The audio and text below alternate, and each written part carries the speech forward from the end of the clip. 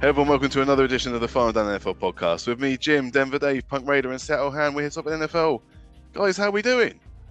Very good. Very Very, good. very good. Woo! The I'm back, choice baby. has been made. Well, We'll we're going get with to that Finn in a from now on. second. We'll get to that in a second, Punk. The choice has been made. Finn is not here, which No, is Finn is in a dark disappointing. hole this week. Yeah. I Finn's been scrambled out of my disappointing. dark Lucky, hole, lucky lad. threw him in on the way out. So Finn's taking a week off, but we've got Hannah here, so we have Seattle coverage done, covered. Excellent. Thank Oh, you very much yeah. for coming back on, Hannah. My pleasure. Yeah, it was a bit rough last week. Sorry for everyone that was listening. Behave. It's the best podcast This we've is ever the done. best podcast in forever. What's wrong with you? Hannah, you can be the independent adjudicator. It was good, right? I'll tell you what, all right. You notice those guys were calling themselves the Dream Team with me No, not no, no. being Finn there. was. No, that was I- that was a Finn production. That was Finn. But I'll tell you what, I've Yeah. seen the last time I've seen a Dream Team like that was the 2011 Philadelphia Eagles. Not that old. Sorry. Believe me. My brain doesn't Look it work up. that long ago. Jeez. We're here You to still remember review them, week though. They 10. must have been pretty special. We're here to review week 10 of the NFL season. Before we do that, of course, there was a tweet that went out a couple of days ago from Punk Raider saying, and I quote, "The decision has been made. Tune in this week to find out who." And of Who course, what? it got tongues to wagging because we know that Punk's been non-binary for a few weeks now Oh, yeah. since his Raiders yet again let him down for, just checking notes, the 30th year in a row. So what's happened here, Punk? What do you think you're doing? 24th year. Can we 23rd year in a guess? row. Can we guess? By all means, you can absolutely guess. Now, obviously, you, Dave, have been pitching for Punk Raven, and there have been various teams floated about. I think there was a couple of people on Twitter said you should go for the Lions and this, that, and the other. Can't do the Lions. I'm Lions. So They've only just got good. Don't ruin them. yeah, no, absolutely. But yeah, no. So the decision has been made. If you want to guess. I mean, Now, you Punk like Patriot defense and illustration. you like defense, and I think you also like a bit of a game changer. I'm going to go for the team that has a sneaky good defense. I don't think it's Not the this team, by the Broncos, way. no. This is who I think you should have gone for. No. I think you've got a team who've got a sneaky good defense and a real game changer playing at quarterback, and it'll really annoy Finn and probably Hannah as well. So I think you'll go Arizona because that's not a bad choice. Kyler Murray is one of my favorite players to watch. He really, really is. He's either good or absolutely atrocious. You have picked up the areas that I looked at, and you have picked up. Certainly, Arizona were in the mix. They were definitely under consideration, but it's not Arizona. It was mainly the annoying Finn that made me. Yeah, no, that would have been good, but no, not Arizona. I'm not Hannah. doing this because I feel kind of sick. You're not that you're doing this, actually right? Considering Okay. this, In that I'll let case, Hannah pick someone. Who do you think he's picked? Do you think he's picked someone other than the? I mean, I was going to say, this is a Hannah, bait and if- switch. I if think this you is a want to Raiders save thing. the guess until I've given a couple of pointers, maybe Yeah, I'd like it to. might be the sensible way to go rather than just. I jumping would in like. one I would like a 30, clue, please, Punk. Well, I take whatever a clue. happens, it's going to be a team that Hannah hates because, well, you know. Punk Falcon. never Maybe, come on maybe this not. No, podcast I think we'll again. be all right. I think we're in a Hannah safe zone. Texans then. So, my initial thought was, well, regardless, I'm still at heart a Raider. I can't pick anyone in the AFC. So I threw out everyone in the AFC. Okay. I then thought, well, I can't pick the 49ers because you lot give me merciless grief about wanting to be a 49er fan anyway. Always And that wanted would to be a 49er. fanning the flames of hostility. And we're not a hostile podcast, despite what people may think. No. Yeah. So Shut up, Dave. Shut up. I chucked the 49ers out straight away. I then looked at the rest of that division and went, oh, I quite like the Rams. I quite like Matt Stafford. Maybe if Aaron Donald was still there, I might go for them, but decided not to. No. So in the end, I've thrown out the whole NFC West. Okay. So that leaves me with the NFC South, the NFC East, and the NFC North. Now, I did pick the Lions to win the Super Bowl in our preseason pod, but I thought that feels a little too bandwagony, a little too jump on, even You for me. think? And also I didn't want to tread on Dave's toes, as everyone knows it's his second Yeah. favorite team, especially when they're losing. Mhm. So I got rid of them, and then the Vikings were a possibility. I do really like the Vikings, but They're the couldn't- second best team who play in purple. And as we know, only the best yeah, teams play no, in purple. absolutely yeah, they are. yeah. But I just wasn't feeling it with the Vikings. So I also threw out the NFC North. Right. Now Yeah. that leaves us with the NFC South and the NFC East. So Hannah, You can be Punk Packer. I mean, honestly, You that would have can- been terrible. there's no Giants. Punk again. Is it the Buccaneers? It is not the Buccaneers. That It's was a good Washington shout. then. It has The to be Yucks. Washington. It couldn't. Yeah, well, it couldn't have been the Yucks because obviously he's been with the Raiders for this amount of time. Yeah, Can't go from I one still hold a franchise to little another. grudge against them from 20 Just a years little ago, one. but it's so it is the NFC East. Mm. Mm. Punk Cowboy. It is not a New York team. It's Washington. It's It has to be. Washington. It is Oh, Commander Punk. Piss off. No, I'm here for that. All right, I like And it. this season, and this season only. For the rest of Mm. the season, I am a Commanders fan. I have Who's their right tackle? Huh? Who's don't their right tackle? Yeah, I I ain't don't got a clue. care. Here we go. Some I don't support. care. Go on, I Dave, gotta who get is into it. I ain't Tell got a him. clue, but I'm not Yeah, pretending to be there. I'm not going to sit there and make it up. It's Austin Salbert. There we go. Of No, course it's it is. Right. It's not, just for the record. I just no, know it's his name. not. It's an ex-chief. I have really liked what the Commanders have done this season. I think they deserve all the credit they can get. I think, yes, their defense is a work in progress, but there's enough pieces there that actually, you know what? They're quite hard hitting at times, especially when you start looking at the safeties. They don't tend to give up too much. They've got a good run offense, which is a bit bruising when Robinson's fit. And I just really, really, really like Jaden Daniels, and I don't Mhm. like many quarterbacks. So, it seemed like the perfect fit for me. So there we go. Punk, the I'm rest here of for the it. season, I love it. I think they're exciting, they're dynamic, and Yeah, they're exactly. actually making It's Washington a football nice, fun to watch for the it's first a time. good, fun offensive team Yeah. that I think can go far. And so there we go. That's who I will be supporting for the rest of the season. No, what it is. It's because you're used to supporting a team who play in a garbage stadium at the Coliseum. Now you've chosen basically the that's worst what it is, stadium really. in the I missed the NFL. falling down stadium. That's Yeah. exactly what it is. Now you got foul sewers That, leaking all that over and the fact fans. that Commander Paul slipped me a brown envelope after the show the other week. And just, Well, whatever was in there, it was far too strong a drug. Yeah, That's all I can it say. wasn't money. Yeah. No. Well, we're going to apologise in advance now to the Commanders for going out in the first round of the playoffs. They're not going to win a They'll game be for the rest of the fine. season. I'll be fine. The slide starts here. Let's thank you very much for that, Commander Punk. I can't believe Commander that's that Punk. first. Well, Let's the move Punk on then to the Commander? I review. don't know. I Punk haven't Commander? spitballed it. I thought Punk Commander would have been better. No, Yeah. Commander Punk. Commander Punk. Yeah. Okay. So we're going to move on to the actual review now of the week 10 games. We're going to start, as we always do, with the first game of the weekend. That was Thursday night, and it was the Bengals at the Ravens. With two squidgy defenses, we're expecting a shootout, and we got one. I come here for a fucking shootout, right? A proper shootout with some proper men. The Bengals were up 21-7 in the third quarter, and the always classy Ravens fans were even booing Lamar after two stalled drives. But the Bengals know how to do one thing very, very well, and that's choke big games. Chase Brown, who was great all night, decided to fumble the ball, giving Baltimore the swing it needed. Lamar then reeled off 4 straight touchdown drives, despite Burrow finding Jamar Chase repeatedly on the other side. It came down to the Bengals going for 2 and coming up short. Final score was the Bengals 34, Ravens 35.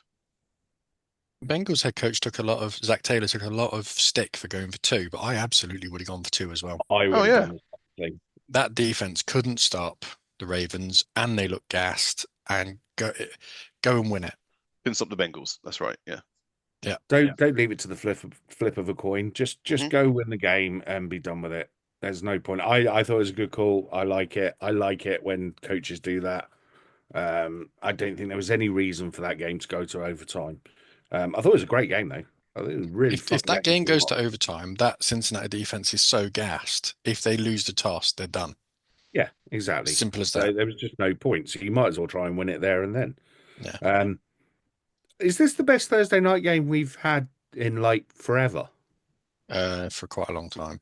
Yeah, It did make me did. laugh that one of the whoever the color commentator was said, "Oh, we've had such a good slate of Thursday nights." No, we haven't. It's been awful this season. What are we talking about? He's being paid by the NFL, Dave, so he's got Yeah, to say something. But carrying on the tradition of Thursday night games, I'm pretty sure it was double-digit penalties for the Ravens, which really, really helped out the Bengals because they were in key third downs.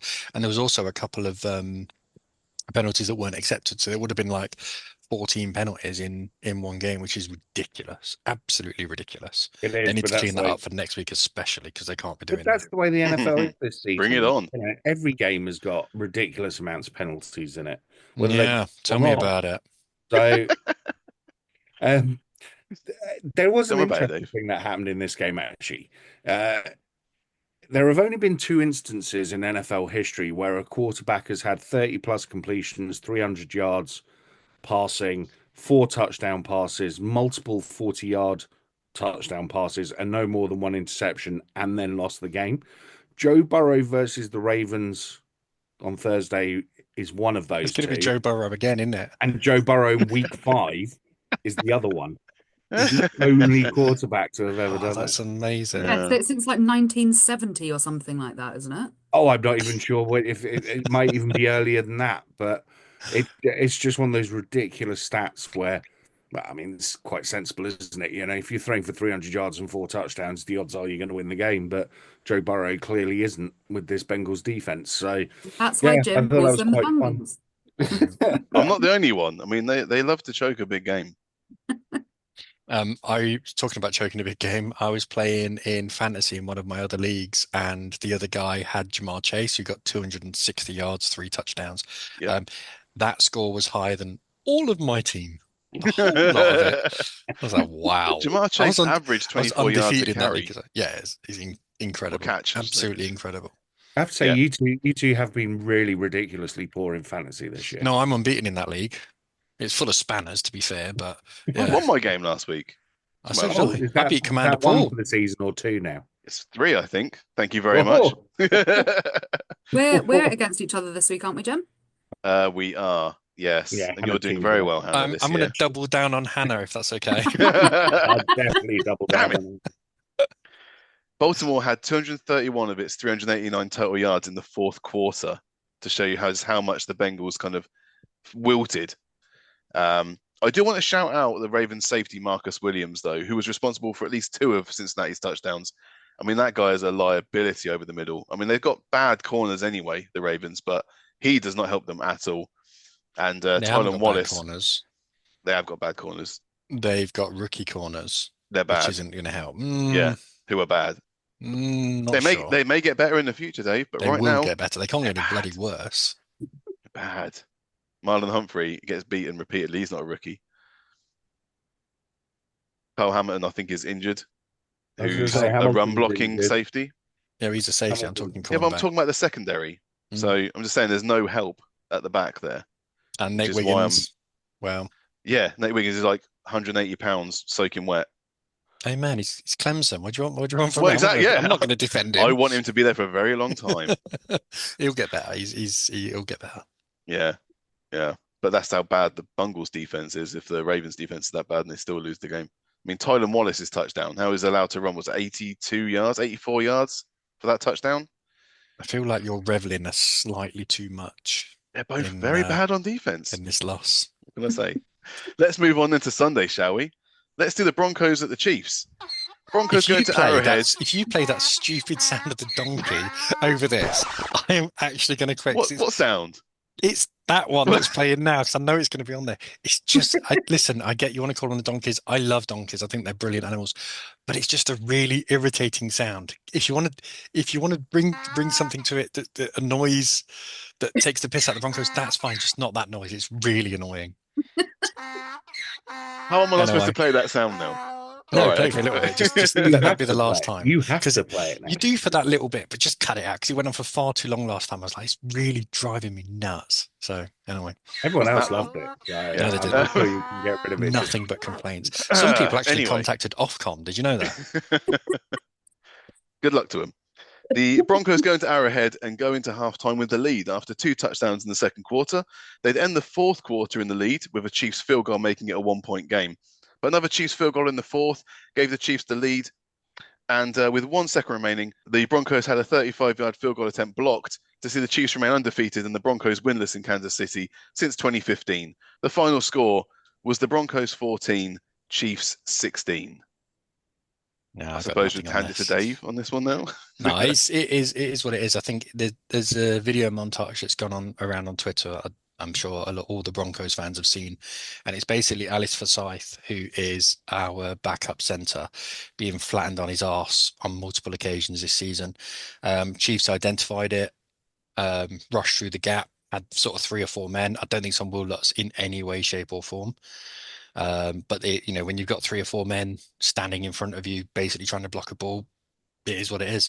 But it's happened multiple times, and I guarantee he will not be on the kick blocking line this week. So yeah, it is what it is. I put it down to coaching because the special teams coordinator should have spotted that weeks and weeks ago and said, right, you're no longer going out there. Go and pick up a strong big guy off a practice squad and stick him in there instead. He folded like a WWE table, didn't he? Worse. Yeah. Worse. It was horrendous. Absolutely. Snap back. But the Broncos played really, really well. We went man for man. I thought Bo Nix looked really, really comfortable. He's still a rookie. We have to remember that. I think he is, if it weren't for Jaden Daniels, everyone would be saying he is by far and away the best rookie. He is. He's landed in a good situation. You can say that. I can and did, and I think most people would agree. I don't think there's any other rookies what are even remotely close to being as good as he is, in terms of quarterbacks, I mean. So I think there's a lot of positives. I'm quite happy to see Audric Estime coming in as well, because I think he had a very good game, sort of converting key third downs. But the Chiefs did what the Chiefs did and won. So credit has to go to them. And as much as it's annoying on the Broncos for the blocked punt kick, get that right, you have to give credit also to the Chiefs because they exploited it better than anyone else has this season. Every other team's seen the same tape, but they exploited it and they did it on the key down. And you have to respect that game. You have to. There you go. Yeah. Not really much to add. It was a shame, but such a shame. Teams it's not a shame. They didn't deserve to win. Yeah, apart from the fact that we did. No, you didn't deserve to win. No. Not You be played in that safe. position at the end, like in the fourth, especially against the Chiefs. And I remember we said it many, many years ago when we were in the midst of the Patriots dynasty. Like the teams that have the biggest success live in the fourth quarter. And that is what the Patriots did so well, and that's what the Chiefs do really well. Is they can scrap and scramble wins out of nothing. And they've proved that the whole of this season. They're 9-0. The amount of, I think, like 7 or 8 of those games they've gone into the half losing. And yeah, to be a competitive team, you've got to remember that there's 4 quarters of football. I get really worried if this team suddenly finds an offense. If they're Pacheco's coming back soon. If they're cruising through the regular season, not cruising, but making their way through without too many difficulties with basically the worst offense that this Chiefs team's ever had. Patrick Mahomes' numbers are the worst he's ever had. Even as a rookie, he wasn't this bad. If they suddenly coming into the playoffs find enough of an offense to start putting 28, 30 points on the board, then it's going to take a hell of a team to stop them. But yeah, at the moment, I mean, they are beatable. I think you are right, Hannah. The whole, teams just learn how to win, don't they? And it doesn't seem to matter what situation they're in. They'll find that play or that one little edge over somebody else where, Dave Bo Nix was great. I thought he played really, really well. I think his touchdown pass to Courtland Sutton was absolutely on the money. I don't think he made too many rash decisions. I think he played within himself. And it's just the Chiefs, man. They just know what they're doing. They know how to win. Andy Reid's been doing this for 20 plus years now, just winning. Whether it be with the Eagles or the Chiefs. And I just it just annoys the hell out of me that we haven't got more teams at their level. It seems like the NFL this year is a bunch of good teams, a bunch of really bad teams, and then the Chiefs kind of separated from everybody else with a couple of others kind of filtered around them, probably in the Ravens and the Lions. But it's just a bit galling, to be honest. They're still able to do it. And like I said, the scary thing is if they do find an offense, then who's going to stop them? The big key difference for me is they do the right thing at the right time consistently. Now, a lot of that is because of Andy Reid, because of Steve Spagnuolo, because they've got, great coaches to be able to, and they call offenses rather than plays, if you get what I mean. They're not calling without looking in the future. And I think that's part of it. To God, I hope Andy Reid retires soon. Send Nick Sirianni. Why there. would he? Why would he retire now? But I think that they draft well. I feel sick saying all of this. They draft well. They do the right things in the right situations. They re-sign the players they should sign. And they get rid of the players they shouldn't. They are the model that everyone should live by. And they've got a great quarterback who is not playing well. But there was a couple of plays that he made. It was one point, I think it was a second and medium, let's call it. And Nick Bonito broke the line, was basically charging him down, brought him down, and whilst he was falling to the floor, threw a play that broke past the line of scrimmage. And instead of it being a 3rd and 24 or whatever it was a 3rd and manageable, and they converted the 3rd down. It's like little things like that which make you go, that mother. And they ended up scoring off that drive, and it's like, really, that's where other quarterbacks don't do that. But absolutely. Broncos, there's a lot of positives there. So once once everyone calmed feel down, better. no, I won't. I'm not going to say anything else about the Broncos, but I just feel that the 2 times you scored your touchdowns was when you actually went for it. Especially the Cortland Sutton one was when they weren't expecting you to throw the ball over the top, and you saw the opportunity and you went for it. Whereas the reason you lost the game was because you got into their half of the field and you suddenly clammed up and went, "We're going to get a field goal now. We're going to get a field goal and we're going to win. We're going to walk out of here with a win, but we can't possibly go for a touchdown. We must just run down the clock and get a field goal." And it felt to me like that kind of thing. Well, no, they do. They do. I've seen Mike McCarthy do it for the Packers against the Seahawks in the playoffs. It don't work. You play scared. Against the Chiefs, stuff can happen. The thing when Mike McCarthy did it against the Seahawks, if you're talking about the same situation, they needed 2 scores, and they kicked a field goal early. No, I'm talking early in the game. They just rather than going for a touchdown. But this wasn't early in the game. This was to win the game. Get to the 35-yard line. Playing scared. You're all confrontational this evening. We're not confrontational at all. Every week. Dave's talking about his Broncos. What I'm saying is, I thought you were going well when you're actually attacking them. I'm actually going for it and being brave. I think it worked. We got to the 30-yard line, and a solid pro was then kicking a 35-yard field goal. Something with a not solid centre. And if he wasn't, and if he'd have blocked, we'd have won the game. It's as simple as that. But you've got an unsolid centre who's let you down before. Backup centre, and he shouldn't have been on the line, and we've already said that. Yeah. So you should know that and not put yourself in a position where it could potentially be an issue. Yeah, Dave, get on the phone right now. We're going to move on. I'll text Sean Payton and see what he says. He would just say, I was trying to be nice. Sean Payton will just say what he always says and says, "Don't listen to Jim, he's an idiot." I was trying to be nice to the mantra. Broncos. How did the Broncos get 10 yards in 14 plays before that last drive? Sorry? Because the Chiefs defense is 3 drives. Yeah, you had 3 drives, you had 14 plays, and you made 10 yards before the final drive. Because the Chiefs have a really, really good defense, and we've got a rookie quarterback. Get better. Next game. We'll try. Jim, stop being salty just because Finn did you last week. Let's get on to the next game then. Steelers at the Commanders.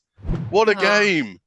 2 of the most overlooked teams this season going into the contest with just 2 losses each. The Commanders may have got all 3 of their touchdowns in this game on the ground, but the Steelers held them to just 60 total rushing yards for a team with the 3rd best rush offense and 5th best yards per carry average at 5 going into the game. Pittsburgh, on the other hand, hadn't scored 3 passing touchdowns in the game since Ben Roethlisberger was around. So touchdown passes to George Pickens, Pratt Freiermuth, and new boy Mike Williams, plus a rush by Najee Harris saw the Steelers score in every quarter, leading the Commanders rookie Jazar Newton jumping offsides to ice the game. The final score was the Steelers 28, Commanders 27. Bonehead play of the Can I week. have a quick rant about We better this go game? to Commander Punk on this one. Commander You've been- Punk. You've been a Explain supporter your for loss. 5 minutes and you're already having a rant. Oh no, this is not a rant so much about this game as just NFL in general. It's one of those, and it's not even the referees this time. You'll be glad to know. Thank Christ. Right. But do you not find it a bit ridiculous that in 2024 we're still relying on humans to guess where the ball should be spotted? I mean, considering they only see the play from behind, the guy that's the side judge never actually is in line with the ball when it's to be spotted, they're getting. They're not looking directly at it. There are Hawkeye systems, there's the FIFA offside system, all have a chip in the ball where it's very simple to actually go, this is precisely where the ball should be placed. On that Commander's last drive, the ball was placed 1 yard shy of where it was caught. Now, I'm not getting into the inches of whether it was a first down or a fourth down or all the rest of it. You can go on to Twitter and see Jim's conversation about that. But there is no reason why in 2024 there is not a better solution for spotting the ball that's more accurate than, oh yeah, I think it was there. And it to me it's ridiculous because it does create unnecessary controversy at the end of games, especially when on things like I spot thought foul. they put a chip in the ball this season. Did they not then? I just made that up. I think they were thinking about it for the goal line, but they didn't do it. So I think it's on the table possibly for next year at the goal line. Did the ball cross the plane? Blah blah blah. But there's no reason why you couldn't have it for spotting the ball. You know, all these systems are so accurate now. You think about Premier League goal line technology. You know, has the whole ball crossed the line? Yes or no? It's definitive answer. Has the nose of the ball reached the point where it's a first down? It's a yes or no answer. It's a bit different though with the goal because the goal is a very small area where you can put cameras everywhere, whereas you're looking at the entire line, the entire width of the field, the entire length of the field. The fact that there are, well, okay, we use the goal line one as an example. There are cameras in the posts. You can Yes. put cameras along the entire stadium if you want to, and they will pick up the correct spotting. Look at Wimbledon. You can't Yes, in it's Dallas because you quite a might spoil the smaller animals. area, but it's the same principle. You just extrapolate it out. And there's no reason why the NFL shouldn't be doing this. For transparency, if nothing else. Anyway, Commanders. Just Googled it, and the ball doesn't have an RFID chip in it, which is mainly there to detect ball pressure. Thanks, Tom Brady. But it could also be used for spotting in the future, but more testing is required. So we're not there yet. Of course they're there. And he wasn't first down anyway, so it's fine. It was. Yeah, only 13 3-and-outs for the Commanders before week 10. They had 5 in this game. They also made the red zone 47% of their drives before that and then until 25% in this game. So we knew what we had to do. Shut down their run game. It worked. We won the game. Nice and balanced. Very happy. Great team though, Washington. And I hope they run the table the rest of the way. I don't think it's quite as simple as you're making it out to be, Jim. It's not. No? Why not? You won by 1 point. So we need to win by. You know, no mention of the questionable play calling for the fake punt and in the first. Well, no, that quarter. wasn't. No, it was a good call, and it was just badly executed. Apparently, James Pierre had done that in practice all week, and it had been fine. And the one time he needed to do it in live, he fumbled it. So, But why are you making that call in the first quarter? That makes no they sense. can. Even Dan Campbell doesn't do that, and Dan oh, Campbell we got away with it. Dan that Campbell is a basis- He menace. He does do that. On that basis, the Broncos kicking a field goal was absolutely the right call. It's just poorly Exactly. executed. No, it It's the wasn't same ballsy. thing. It's a ballsy call. Exactly the same No, situation. no. This is the 4th down for the Bengals at the end of the game with the Ravens. Very good. This is you're going for it. Not I'm gonna crouch here and wait for a field goal with 1 second to go. That's They were exactly changing the opposite. They were changing hash marks. That's what they Exactly. were Yeah, doing. we're just changing hash marks. Yeah. Yeah, which is what every How'd team that does. work out for you?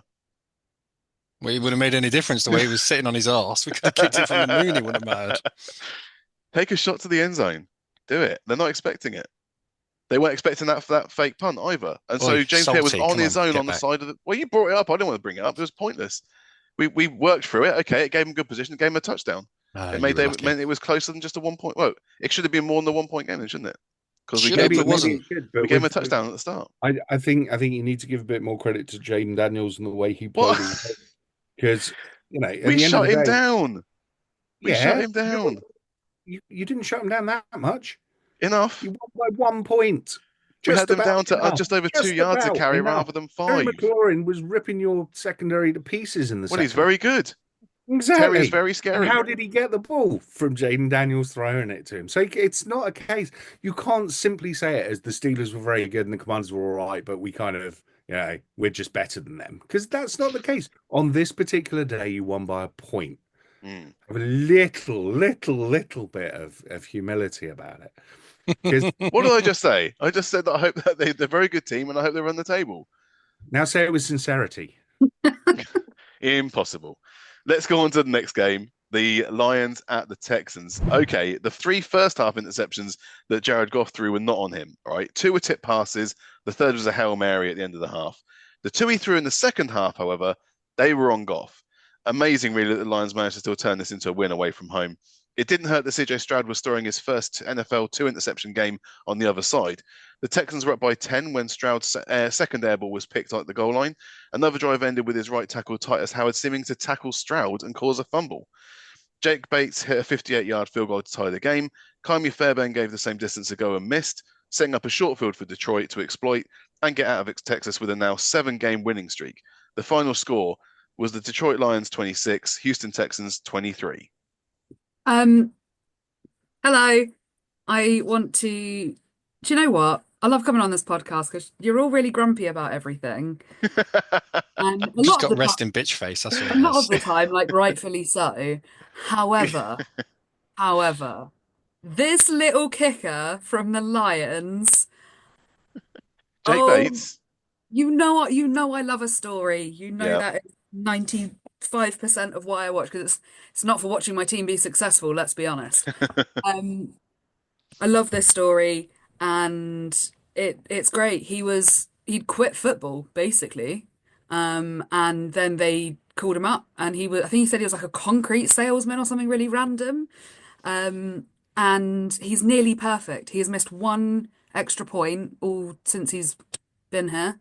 And that's it. And just the celebration and I love and hate when games come down to that last field goal because I guess a bit like in football, when it comes down to penalties, it's like, oh God, it's just on this one guy. But when they get it, when it works, and that's not a dig at the Broncos. I realize it sounded like it was a dig at the Broncos. It Dave, wasn't. I promise it wasn't. I promise it wasn't. Can I ask a question? Does that mean that you love Russell Wilson? Absolutely fucking not. Well, the only reason I What? say that is because he quit football for 2 years when he was in Denver. You quit on him, Oh. Sean Payton.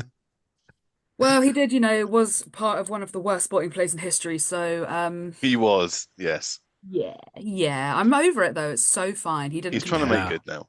he I didn't don't know how completely you're over- decimate Seattle forever. It's absolutely fine. I don't know how you're over it because I'm still salty about the tuck rule. So Yeah. Nothing wrong with that. I think about it every day, Punk. It really Mm. upsets me. the Lions are just a juggernaut at the minute. I think I said last week, I hope that they don't run out of steam before they get to the playoffs. But right now, if your quarterback can throw that many interceptions and play that averagely, and you're still able to come back from a 20-point deficit, that's a special team. That really is a special team with special players and special coaching. You talk of special players, just to elaborate on that, I think they've got more players in their starting rosters who you can genuinely have an argument for of them being the best players at their position than any other team in the league. I would agree with that. Because all over they've just got absolute ballers. I can't think of another team that has that. It is incredible. And they don't have to be the best players, just in the conversation for it. And they're All over the field. Yeah, no, absolutely. Amon-Ra, Jahmyr Gibbs, Ryan Branch, Jameson Brian Williams. Branch, Penei Sewell. Penei it's just Sewell, non-stop. just reel Aiden 'em off. Hutchinson. Aiden Hutchinson when he's there. I got Zadarius Smith to come in next week. Yeah. Yeah, well, I mean, it was interesting with him actually. A load of people asked why he wasn't playing, and the answer was because he hadn't had a bye week. Yeah. So they gave him his bye week to rest up, and said, "Go and learn a bit of the playbook. Come back in a week's time."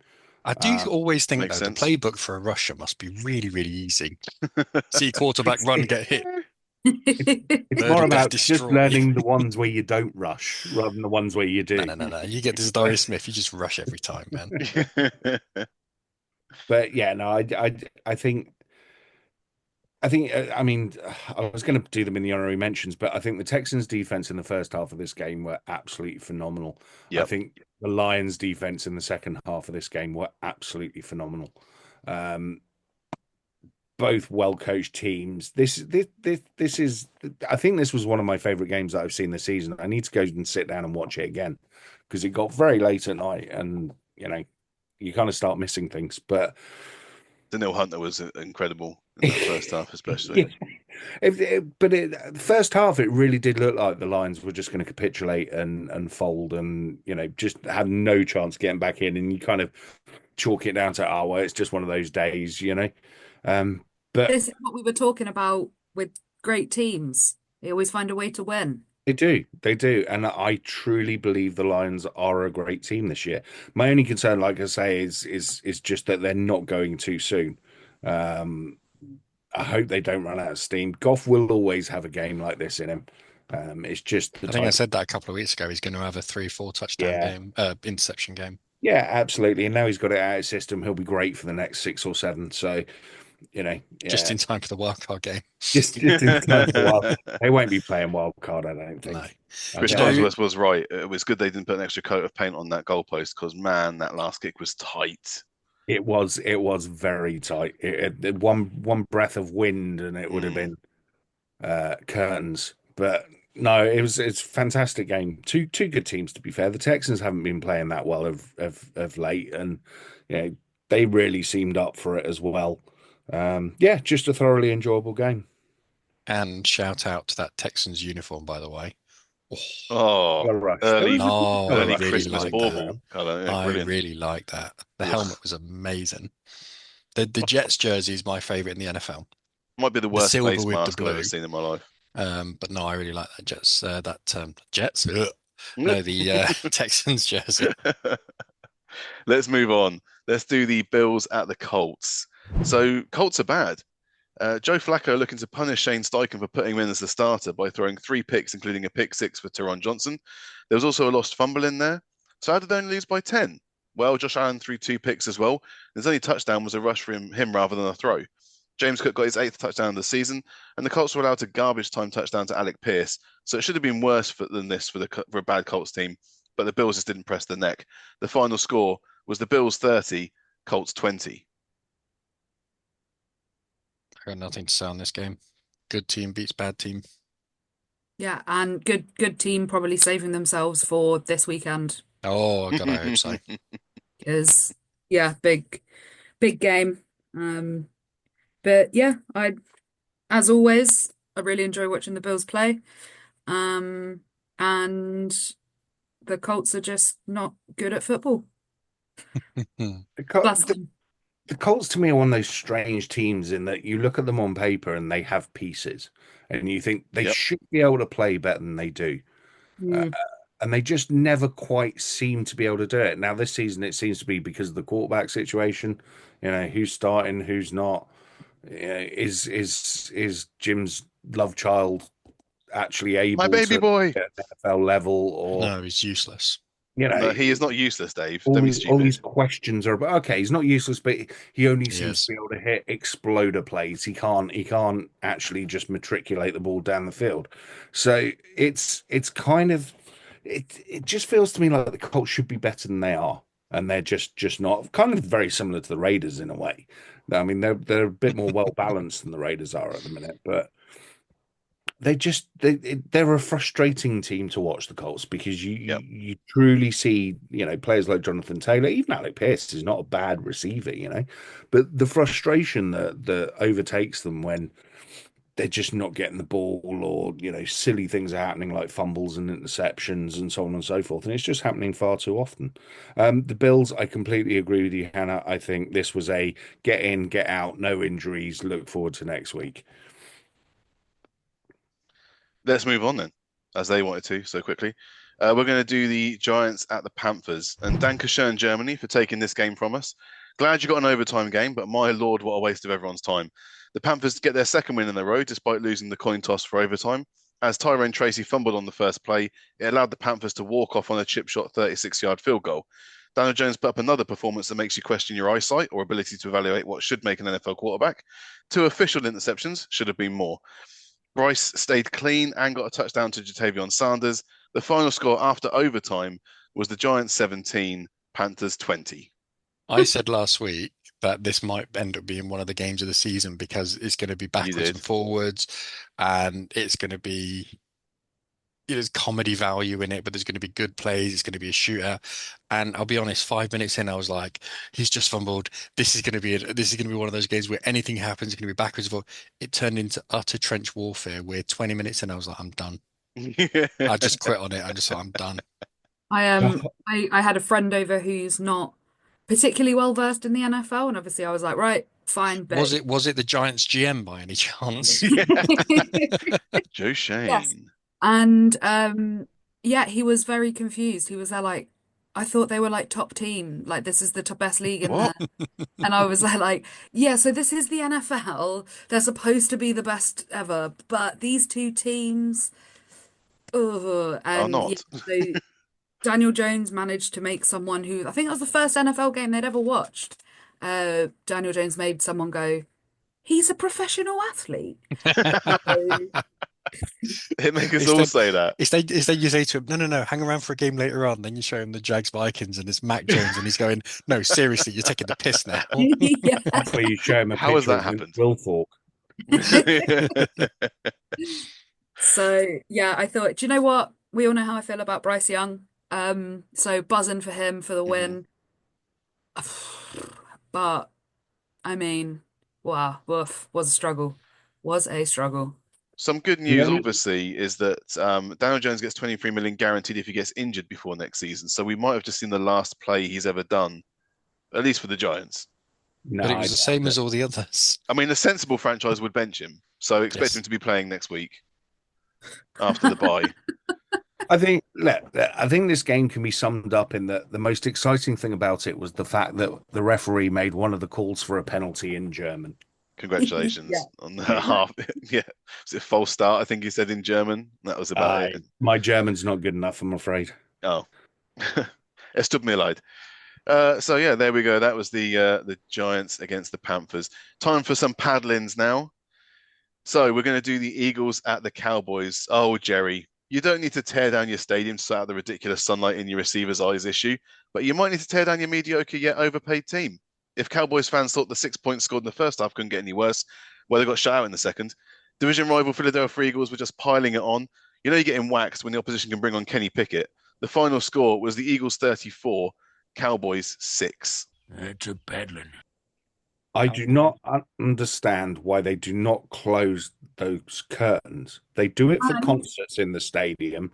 Just Yes. do it for the football games. It's Stubborn. ridiculous. What a treat though. I love watching Dallas lose. It's my fave.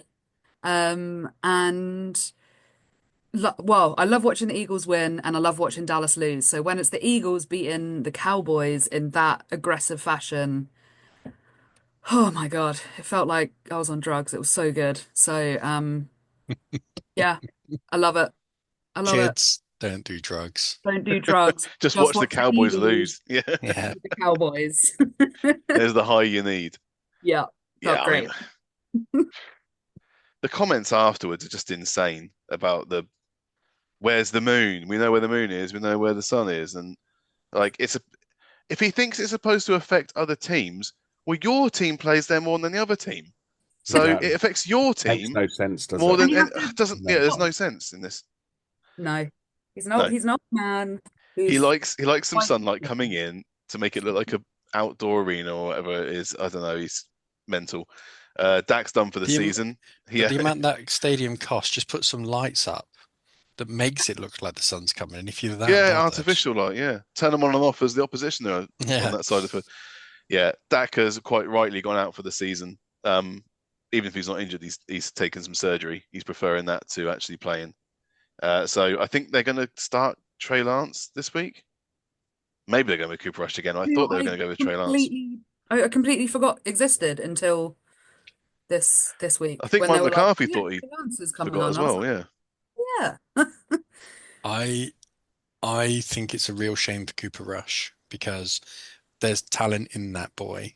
And I think it's a shame that you're sort of taking that chance away from him because I think he is a good backup quarterback. But again, I'm happy for Trey Lance. Everyone deserves a second chance, or third or fourth or fifth chance, whatever it is. I don't know. Hardly got a first chance.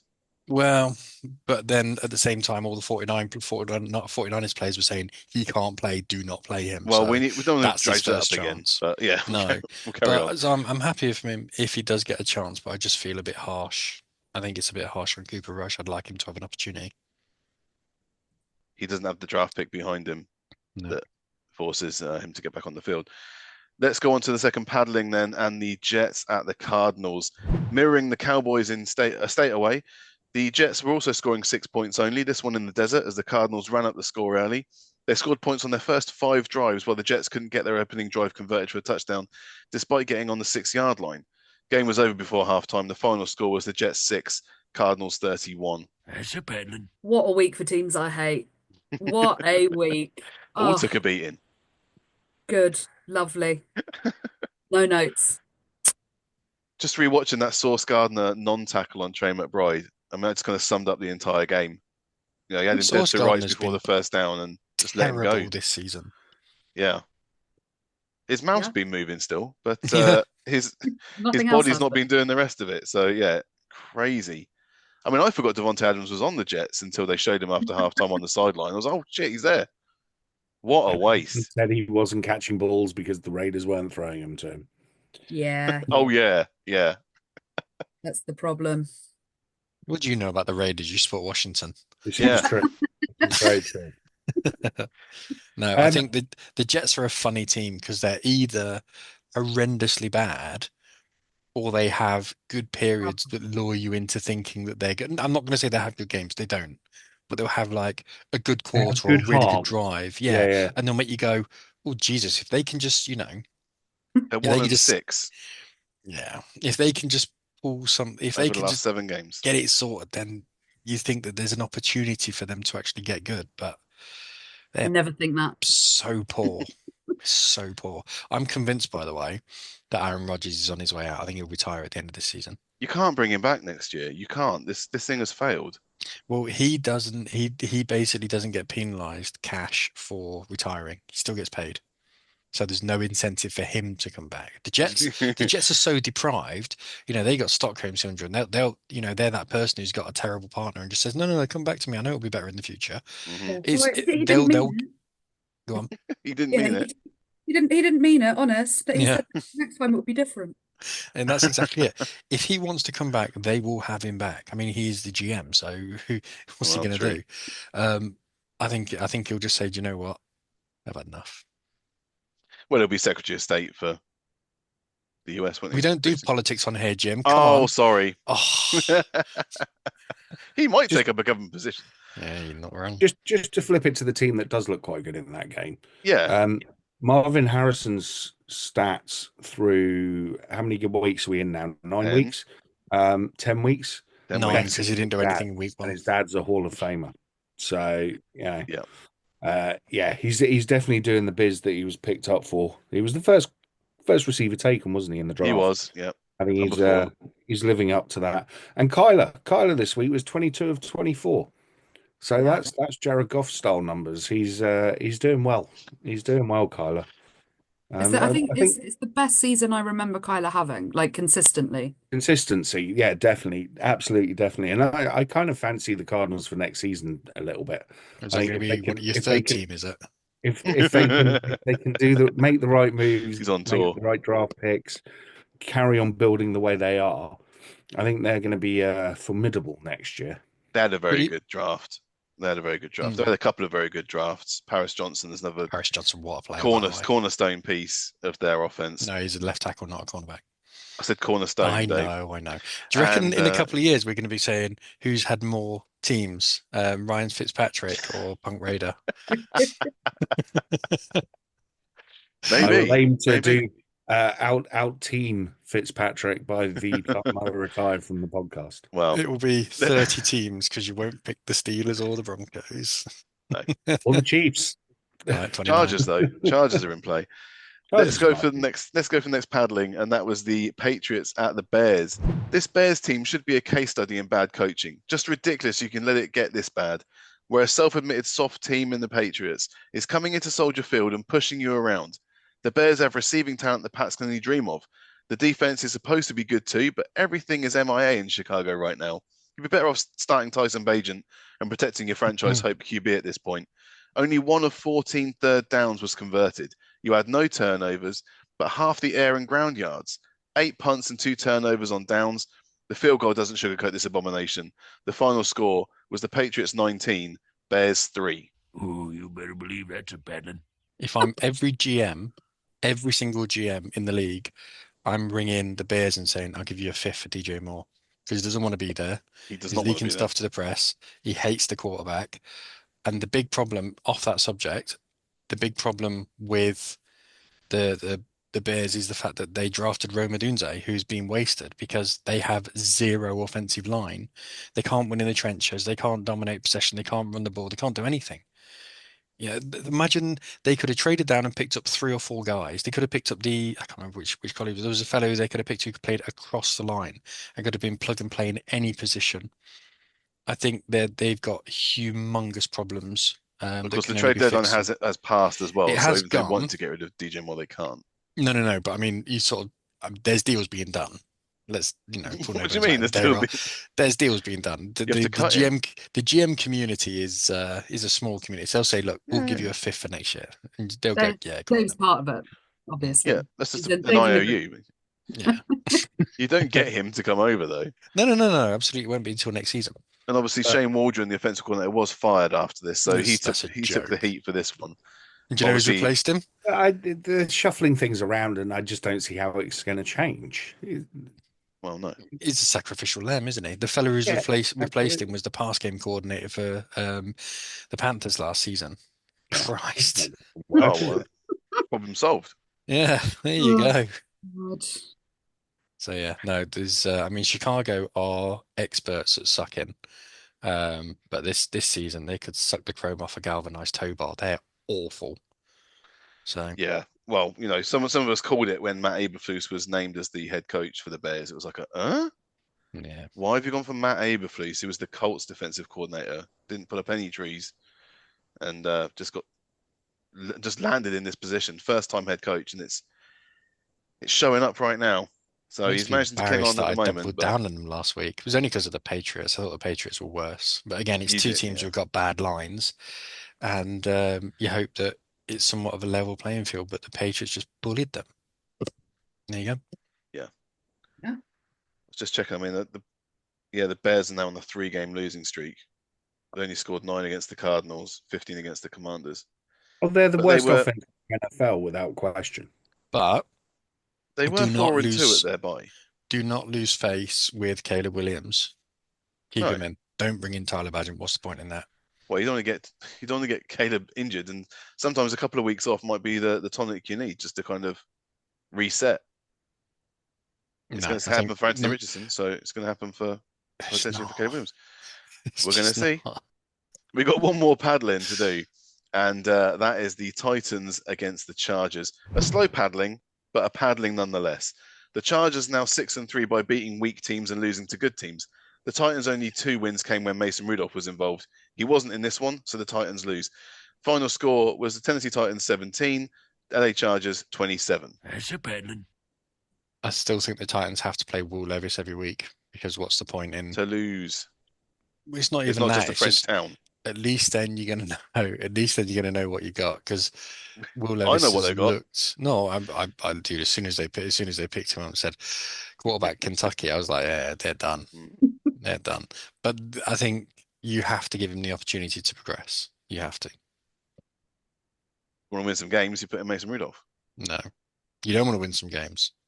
You want to see what you got. I want them Tank. to win some games. You do. hoping the Washington get the 31st overall pick.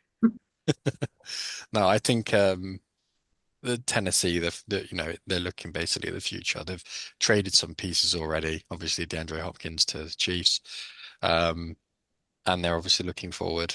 But I think you have to keep playing Will Levis. And as for the Chargers beating bad teams, losing to good teams, I think it's exactly what we thought. It's the first year of a process. Hmm. What's weird is that Jim Harbaugh looks relaxed. He doesn't look the usual maniac that we used to see, and it's bizarre. He's getting older. I mean, he still looks like a maniac, just a calm Yeah, maniac. Yeah. you Yeah, did you get wouldn't want angry. He Bubbling did under catch a the pass surface in rather warm than up. all raging at the top. Yeah, you wouldn't want to meet him down in the dark alleyway, even if you're the one with the flick knife. But Yeah, he's smiling and all that kind of stuff. So this is weird. I don't He'd read like a this. sermon to you or Which something. makes him more unsettling. Yeah, that's true. That's true. Weirdly, 2 touchdowns for Calvin Ridley on that game. I mean, this guy just pops out of nowhere and then will disappear for another 6 Must weeks. have had, But must have had a bet on it. he must have done. That was the end of the paddlings. Now I've got a couple of games here that I've labelled close but boring. The first one is the Falcons at the Saints. So 3 missed field goals for young Waku, no touchdowns and 1 interception for Kirk Cousins. Marquez Valdez-Scantling getting 2 touchdowns for the Saints before inevitably fading into obscurity for the rest of the season. Saints get away with 1 here thanks to 3 of those uncharacteristic missed field goal kicks and the final score of the Falcons 17, Saints 20. Hannah, go Let her for rip. So good, Right? the Falcons. Hmm. Do you know what? This is another really great NFL story for me that I love. Is that it was this so the special teams coach is interim head coach, right? Yeah, for the And Saints, yeah. yeah. And it was like a special teams play that got it. The celebration with that man afterwards. Firstly, I thought at least 4 of his players like cracked his ribs, like shaking him so much. Yeah, I mean the Saints are disappointing all the time. So the fact that they won is exciting, I guess. But yeah, the Falcons. So buzzing. Except from Kirk. Except from Kirk. My love for it. No, Kirk no, no, no, makes no, no, no. Cut that out, Jim. Edit that no, out. don't. My love for Kirk Cousins I'll cut that, upsets don't worry. me now. Yeah, cool. But I think the Saints are the most mixed identity team in the league. I think they've got really good, solid players in some positions, but they've got Derek Carr, so it's very difficult to get a gauge on how good or bad they're going to be. But I think we were really fortunate when we played them when they were down to the skinny bones of nothing, because they can beat good teams, and I think the Falcons, sorry, Hannah, are a good team. They've got really good pieces. They're just missing that X factor, and I don't know what that X factor is. They can't, bearing in mind they spent numerous first round picks on linemen, they can't dominate the line of scrimmage either side of the ball. Bijan Robinson's great at these big hefty chunk plays, but you can't run him to get you a third down. You just can't. You can't rely on him to get the juicy yards that get you easy third downs, that get you chunk play, that get you the small and medium chunk plays. I think the Falcons will be good. It's just going to take a little bit of time, but I'm still not sure on their coaching either. yeah, and the thing with the Falcons is I know they're not a bad football team. I just hate them. It's irrational. Oh yeah, That's why we love football. fully irrational, but keeps me going. Anything to add, Commander? Just not really. I mean, I suppose this is that game where he had a couple early in the season where Derek Carr actually throws some decent balls. He didn't look ridiculously stupid like he normally does. The Falcons should have won this. They shot themselves in the foot. Saints snap a multiple 7-game times. skid with this result. Yeah, that's fine. That's dandy. That'll be the storyline. But actually, the Falcons let them. Yeah. When you're 20 points to 17 down going into the fourth quarter, to end the game 0-0 in the fourth quarter, neither team to score, that's a fundamental failure. Yeah. I hope that carries over to next week. Let's go to the other close but boring game, and that was the 49ers at the Buccaneers. Another team that missed 3 field goals but still managed to win the game. The 49ers scrape another win, though none of the 5 teams they've beaten currently have a winning record. All isn't well in the San Fran camp. Christian McCaffrey was eased in with only just over 100 yards, which I guess is easing in for him. Jawan Jennings and Ricky Pearsall are trying their best as Deebo Samuel's too busy fighting his own kicker and holder on the sidelines. They were so lucky the Bucs have no receivers right now. The final score was the San Francisco 49ers 23, Tampa Bay Buccaneers 20. You know the Bucks need DK Metcalf. Definitely. Yeah, all right. Okay with that. Yeah, sucks. Hate seeing Bake lose. But Niners snicked it in at the end, and now I'm really, really worried that they're going to be extra on fire this week. So, Well, like or I said, maybe not everything's going well in the San Francisco camp. no, yeah, there was a lot of fighting on the sidelines. But So, they're just not seem to click completely. I mean, obviously Christian McCaffrey coming back is a massive thing for them. He is the fulcrum of that offense. They don't have Deebo Samuel fully engaged, obviously. Brandon Ayuk is either anonymous or injured, but he's definitely not playing. So you're relying on a rookie in Ricky Pearsall, who again looks fine, great, and Jawan Jennings, who is playing out of his skin to try and make up for the deficiencies in the rest of the receiving core. So, and George Kittle again on the back line of his career, he'll still juggle some passes and bring him in more often than not, but he's not the explosive threat that he used to be. no. So they're definitely beatable, and that defense is nowhere near what it used to be. Yeah, I was about to say that. I think you're right, Jim. Their defense has always been the cornerstone. It's always been the big element that they can shut you out in games, and they've just been nowhere near that this season. But yeah, the offense isn't kicking, but defense is where it's at. I think the offense will get them out of a lot of games just because they've got talent. It's as simple as that. I think the Buccaneers, unfortunately, this is going to be their season now. They're going to play teams close, but they're just not going to have the personnel to get over the line in a lot of them, which is a shame. But Or a squad player just appears from nowhere, and you go, "Good God, he's amazing." Which thought we've that seen might have before. happened already, though. To be honest, Well, they've had a couple of weeks to do that, so I thought that John might. White has had a really good game. I know you like him. I think you always pick him up in fantasy, and he had 2 or 3 touchdowns. So Yeah, this season he's kind of disappeared a bit with Bucky Irving coming Bucky in Irving, for yeah. more. He's kind of, I don't know, something up with Rashad White. He's not really But he's a running back as well. not really featuring in the offense too much. Certainly not running play. I mean, that's the thing. He is a running back, but he's just not really featuring in running plays. So I think the Buccaneers are probably going to miss out on the playoffs just through sheer dumb luck of having far too many injuries. So if I were them, I would start thinking about next season now. Start, what contracts do we need to give out? Who do we need to keep hold of? What areas do we want to target? Well, yeah, I mean they were 4-2 before their bye week. Yeah. They've lost the last 4 and on a bye this week, but yeah, they were 4-2, and then they've lost their 2 best wide receivers, and you can't recover from that. Unfortunately, there just isn't the depth to maintain it. So again, that's why I said I think the Niners were lucky to win this game. Very lucky. 2 off the top, and they've conceded more points than everyone else in the NFC apart from the Panthers. Wow. Yeah. Wow. So defensively, they are not good. They've got no wide receivers. If the Falcons win this week, which God hope they don't, then they're 3 off the top. And then at that point, I think you have to say, yeah, let's just focus on next season. If the Falcons lose this week, they're only 2 games behind. Which is they're only playing the Broncos, so it probably isn't going to be a loss.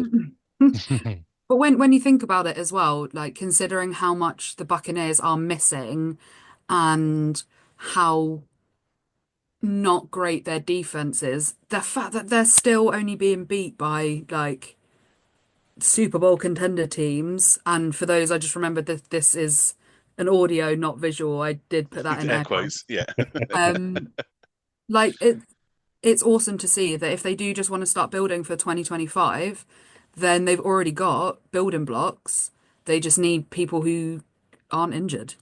Like they're, you know how I feel about Baker Mayfield as well. I love him. I just want him to have a good team. I mean, I I suppose the other couldn't care thing less. this highlights, though, is that they do have a thin roster on offense. You know, Yes. they don't have that strength in depth that, say, a lot of the other teams have got, where even your third and fourth receiver are going to be able to do enough to help you out.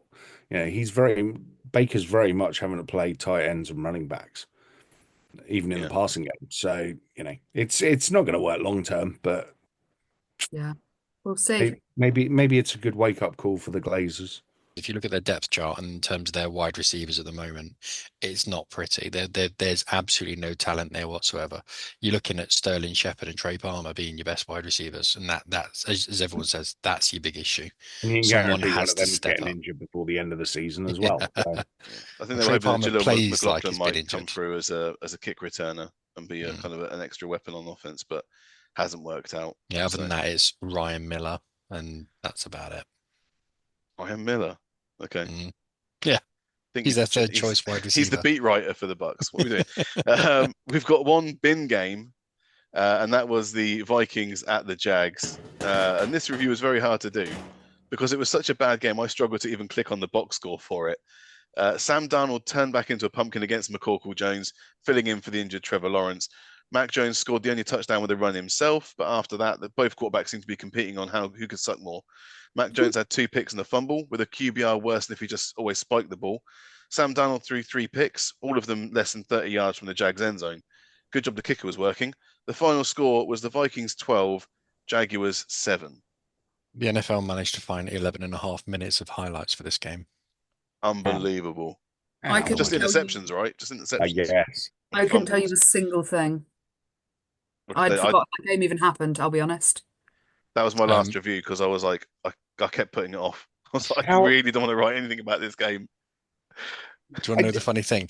The highlights package for the Texans Lions, and I'm skipping ahead. The highlights package for the Texans Lions is 1 hour 22 minutes. It's every play. Don't do that. I'm not even joking. So yeah, go ahead and watch that. No. What I'd rather watch that 3 times on the bounce than watch the 11-minute highlights for this game. Yeah. I Jags suppose sorry. the only real talking point on this game is how have the Vikings gone so downhill so quickly? Playing the Jags, punching down. No. Did They They should have weren't whipped great these last Jags. week either, were they? They should be able to comfortably dispatch the Jags by Also, by has half time, to is be Trevor honest. Lawrence But injured or has he been benched? He was injured. He's injured. injured. He wasn't benched for Mac Jones. No.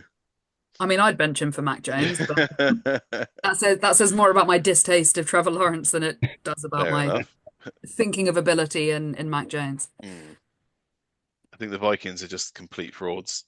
No, season. the thing is, it was interceptions at the wrong points. It was red zone interceptions. So they Yeah. got a whole huge amounts of yards and just at the wrong moment, you threw Is it that away. right moment to be intercepted though? Well, Hail Yeah, at Mary. the end of a half thrown Hail Mary. That's the only time I can think. I gave Um, Jared Goff one for that. Yeah, I just think that I think the Vikings played down in this game. That's all I've really got. I think the Vikings on any given day are significantly better than this Jags team. If that game was played over 10 times, this is as close as it would ever be. Every other time those interceptions wouldn't happen and they'd have scored 2 of the touchdowns, and all of a sudden you're talking, a 20-point swing. I've never been convinced with Sam Darnold, and I think that he's had enough weeks now where defense has had a chance to get some tape on him, and we might be seeing the start of a blockage basically on offense now. And they've got a crazy defense, but they still give up points. So I fear for the Vikings moving forwards. I didn't think they're going to have a good season. They completely shocked me the first half, obviously, but teams adjust. Teams look at what you're doing and they try and stop it. And even bad teams like the Jags are able to kind of come away with interceptions here because they managed to trick him. You say they give up points. They've conceded the fewest points in the NFC. It's still the NFC. I'm just saying, you can only Okay. beat what's They in played front the of you. Giants. Jim. Yeah, Yeah. They're third in the NFL in terms of points conceded. They still give it like quite a few points. They've lost I feel like 31 you've got to an the agenda Lions, against 30 the of the Vikings. Rams, Anyone that's not the Steelers, yeah. It's because they're playing purple. innit? 29 Packers. I don't know. There were some big wins for them as well, but like I said, just saying. And they only conceded 7 this week against a very, very good, competent Jags. I Oh, can't even finish it. Absolutely. The Jags were so bad that the Vikings are now the first team to win a game with 0 touchdowns and 3+ turnovers since 2006. There have been 195 losses with those stats in between. Yeah. So congratulations, Jacksonville. Yeah. You are ass. I would rather watch Mike Tyson against Jake Paul this weekend than watch the highlights of that again. And you're a boxing fan as well. Not Monday anymore, night I'm game. It's over. Monday night, and it was the Dolphins at the Rams, and the streak is over. 8 double down wins in a row is finally done. Tough on the Rams as well. Having won the last 3, putting up at least 20 points in every game, they managed to play soft, just soft on offense and defense. Miami were able to look better on the D-line than pressure Stafford, who had 0 touchdowns and 1 pick. The Rams only managed to convert 3 of 12 third downs, and Tua was converting almost half of his third downs. The Rams had to settle for field goals 6 times and missed 1 of them, which meant the final score was the Dolphins 23, Rams 15. Stupid thing is with this game is that the Rams didn't look bad. No. It was just silly mistakes at silly times that cost them, and the Dolphins doing just enough to kind of keep them at arm's length once they got the lead. So yeah, it's a bit of a weird one, but again, it's if you keep snapping the ball and fumbling it and throwing interceptions, you're not going to win games. And if you do that whilst not under pressure and not able to relieve that pressure, then these are the games that you're going to lose. I thought Tua played all right. He's doing his damnedest to get knocked out of the NFL. Three or What are we four gonna do times with him? again. Are we sure he's all right and shouldn't be in a blue tent? But yeah, I don't know. The Dolphins, can they run the table and get to the playoffs? I don't think so. I don't think they're good enough. No. I think is it Jared Verse? He had an amazing game for the Rams. I thought considering he's picked up as the replacement for Aaron Donald, you'd think that was a lot of weight on a young man's shoulders, but he's definitely stepping up. He looks good. He looks really good. He was their first round pick Yeah. this year, pick number 19. Yeah. But they took Braden Fisk, same school, Florida State, in the second round. So they tried to like moneyball it, recreate him in the aggregate. Seems to be working. But they lost the game. They lost by double down. But they lost the game. How dare they? It happens, Teams Not to do me. lose. Anyway, those were the Week 10 games. Done. We have to do one other thing before we get to go, and that is, of course, 2 other things. Oh, 2 things. Go on, Dave. What do you want to do No, first? you go first. Well, I want to hear some power plays. We do Well, that? Are we you doing do that, power and then plays, or you got are the one you- thing afterwards. No, you All crack right, on. okay. We'll teasing that. All right. Ooh. All right. Power plays. Here we go. Honorary mentions: Trey McBride's second quarter spin and hurdle combo platter versus the Jets.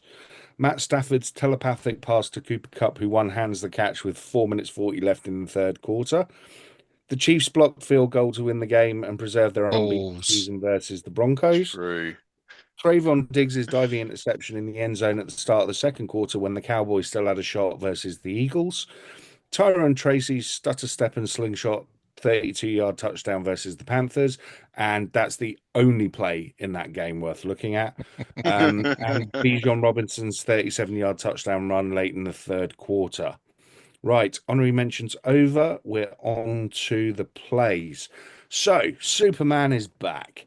Down 21-7 and on 2nd and 9 from the opponent's 11, Lamar takes a snap.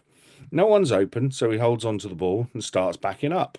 The rush starts to get a bit closer, so he carries on backing up all the way to the 29-yard line, at which point he decides to roll right. Still feeling pressure, He takes off down the sideline, breaking the arm tackle of the defensive end as he goes. He gets back to the 15 and throws down a couple of shoulder shimmies to halt the defensive backs who are heading towards him before using his blockers to evade another couple of tackles. By the time he's tiptoed down the sideline to the 5, he cuts back inside before being caught from behind and is marked down at the 1, setting up a bulldozing Derrick Henry to get the touchdown and play later and ignite yet another Ravens comeback against the Bengals. Currently in the NFL, there is no other quarterback who can do what Lamar Jackson does. And frankly, he could be on this power play list almost every week. Will be next week. He will not. Definitely will be next week. I'm 1 and sure 3 of it. against us, mate.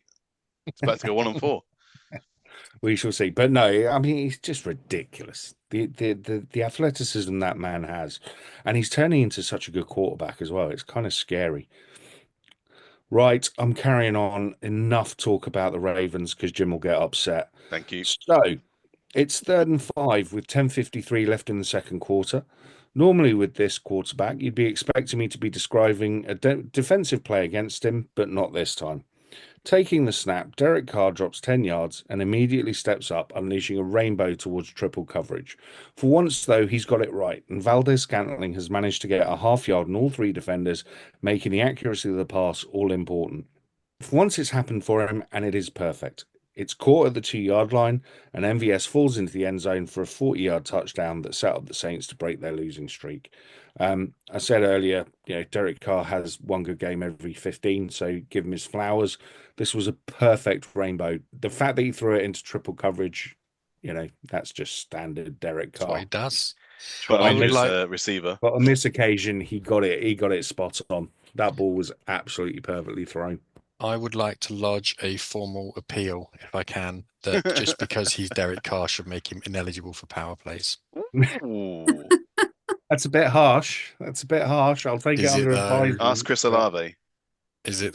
Yeah, exactly. The power plays is not a democracy. It's Right.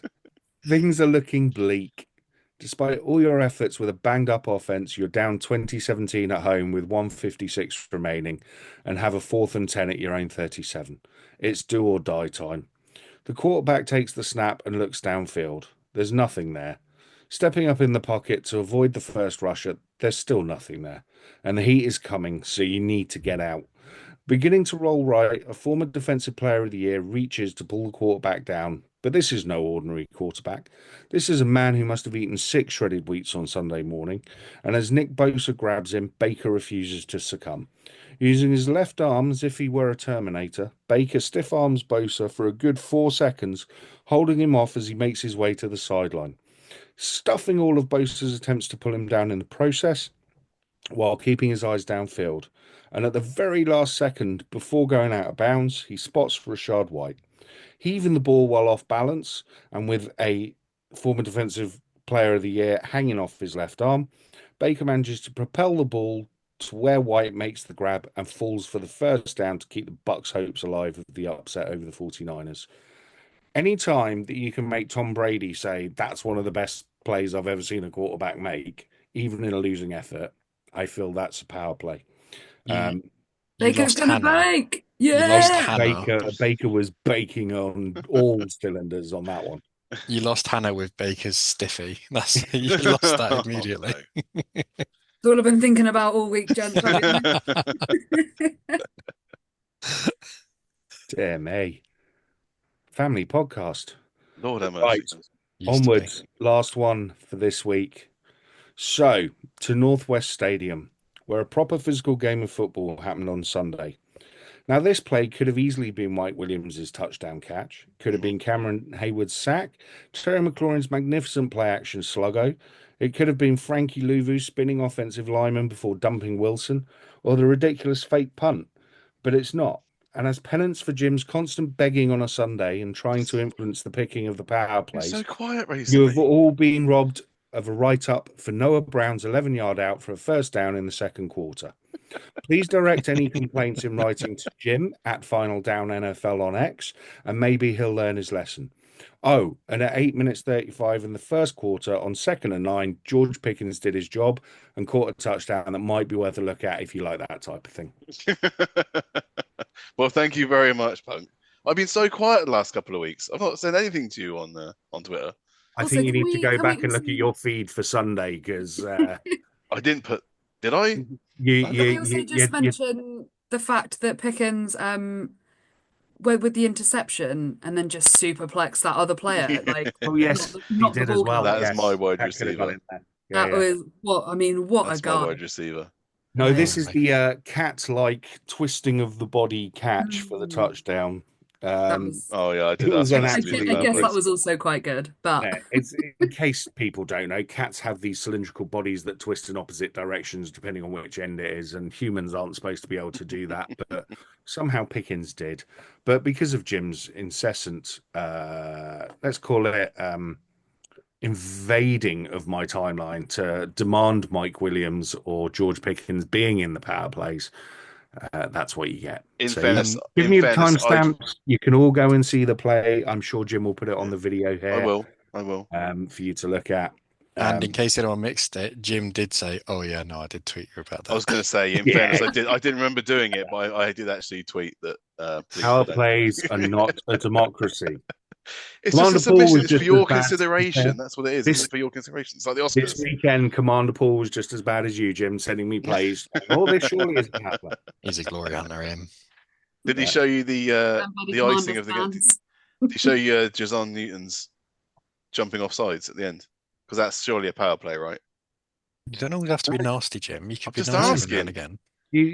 again. We can now whip him. Why are you trying to, belittle the mistake of a rookie who will no doubtedly learn from that Mm. and improve going forward, but on this occasion maybe got a little overeager to smash your quarterback into the ground? It's because And we'd lined up the quite same as we'd rightly done on the so. fourth down when we converted earlier in the game. So he was expecting us to run. That's what it is. There we go. Okay, so we've done the power plays. Thank you very much, Punk. Awesome as always. Dave, you've got one more thing then before we go. Yeah. So Jim and I have made a bet, and this is where we make it official. So I tweeted. Do I need to be holding some money here, or No. It's worse Dave's than got that. no It's money. a lot worse it's than that. worse than that. Yeah. So I tweeted about Ashton Genty, who is a current Bronco, but this is Boise State. Boise State. He's a Boise State running back, and he is phenomenal. And I said a comment about here's the number one RB1 of the draft, and Jim said, "No, he won't," or some words to those effects. Yes, he's that not the first eloquent running style back. that Jim Some had. yeah, when he doesn't highly agree with something, intelligent, and I can't remember what I said. I think I said, "I bet you £1,000," which You Jim did, seems yeah. to think I don't have, despite the fact I'm a 40-year-old homeowner. Of course, I've got £1,000. I Anyway, haven't. so therefore, that's your problem. Then you Certainly said, "Loser has to wear the other person's shirt on a podcast." I mean, it's an audio, but it's the fact that we'll feel dirty about it. everyone will know. for Everyone wearing will it, know. Will Now- know. Yeah.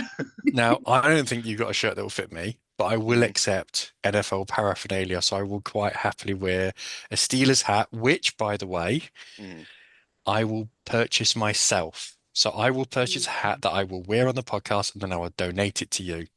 Thank you. And I expect the same the other way Can we not around. save it for burning at some point in the future rather than giving Oh, it? no. Didn't say This I is was never going expensive. to do that. But yeah, Ashton Genty, if you've never seen him, go and watch him. He is incredible. He's my So- favorite player in college football, and he is going to win the Heisman Trophy and probably get picked in the first 15 picks because some So bucket just will to take him. confirm, He is so it's- good. The bet is that he is the first running back Yes. taken in the draft. Yes. Doesn't matter if it's round 1 or round 6. As No. long as he's the first one taken. Off the board. Yeah. All right. Now, I want to ask who Jim thinks is going to overtake him, but quite frankly, it doesn't matter. It's whoever does. And I'm not having this whole, because I know what Jim will do. Yeah, I know he's a slot receiver, but he's probably going to play running back. No. None of that. No, I won't do that. It doesn't matter that he plays do right that. tackle. He's a running back. None of this nonsense. No. I There just you go. think that he plays for Boise State. And Yes. unfortunately, Mountain West finest. Boise he State can Broncos. put- he's putting up like 3 touchdowns a game, Yeah. 400 yards or something. It's ridiculous. But Do you want to hear some stats? every highlight I see of his, I'm watching who he's running over, and it just doesn't look difficult at all because there's no talent there at all on the other side of the ball. So until he starts playing some decent players, and that's going to be the knock on him, is that he could have had a chance. He could have gone to an SEC school. No, he couldn't. Yeah, he was getting was- offers. He was getting offers, but he didn't want to. He didn't want to. So when he came So what out did I of just say, Dave? no, I no, just when he said- came out of high school, he was completely unread. He was like a one-star recruit, and the only college that offered him anything was Boise State. So he said, "I Yeah. don't want to leave the team that gave me an offer." So that's that loyalty. was his first year. Yes. But since then, he's had offers from bigger schools. Yes, and he said and he's turned specifically, them down to He's stay loyal. at Boise State Like for that. loyalty, which Yeah. is fine. But you will not prove to any NFL scouts that you are good enough to make it as a round one talent or as a second round talent potentially. I don't think running the back should be NFL. taken first round, to be Well, perfectly me honest. neither. But Me that neither. doesn't mean he won't be the first off the board. No, So far this season, he's played 9 games in total, 1,734 yards and 23 touchdowns. He is incredible. Absolutely incredible. So yeah, I hugely recommend go and watch some highlight packages. Because it's Broncos, it pops up on my timeline a lot, even though it's only Boise State. And what makes it even better is Boise State have got a blue pitch, and I love a team with a blue pitch. it's horrific. So Dave, have you already handpicked the jersey that Jim will be wearing? No. So As a it's gonna tent. be like a hat or something like that. And Okay. the key is you have to go and buy it yourself. So Jim has to go and buy a Broncos one, and I'll go and buy a Steelers one. It's Mhm. probably going to be off Vinted, and it's going to be about £3 or £4. It's not going to be too much. Let's not be honest. Oh yeah. So it's going to be the roughest hat I can find. I washed the dandruff off and stuff, but yeah, we'll Aw. My God. If anyone would like to donate a tattered and torn hat to either other chaps, then hit them up on Twitter. Please If- do. Accept any gifts gratefully. If I win this, by the way, Jim's wearing a Ravens hat. I'm just saying. Or maybe even Okay. Browns. Who knows? No. We said that each other's. Jim was like, I draw the line at the There Browns. is a line here, okay, you know. I'll just Um, change my team. That seems to be the fashion of the day, does it not? Oh, the Absolutely. fashion du jour is just to go, oh yeah, I'm actually a Ravens fan all along. Yeah. Yeah. Absolutely. Well, fair enough. But yeah, we're a long way away from the draft, so we'll find Not out for my next black season. cap. So there we go. That was the Week 10 review. Thank you very much, Hannah, for coming and filling in for Finn, who yet My again has pleasure. abandoned us. Yeah, it's always a pleasure to get you on. And I love being here. excellent. Yeah, we'll be back very shortly with the preview for week 11. But until next week, make sure you check us out on patreon.com/finaldown. Sign up. You can do it for free if you really don't want to give us any money. But if you do give us money, you can get access to the other stuff that is just for Patreon members. But yeah, until next week, I've been Jim. That's been Never Dave. That's been Punk Raider. That's been Hannah. And thank you very much for listening.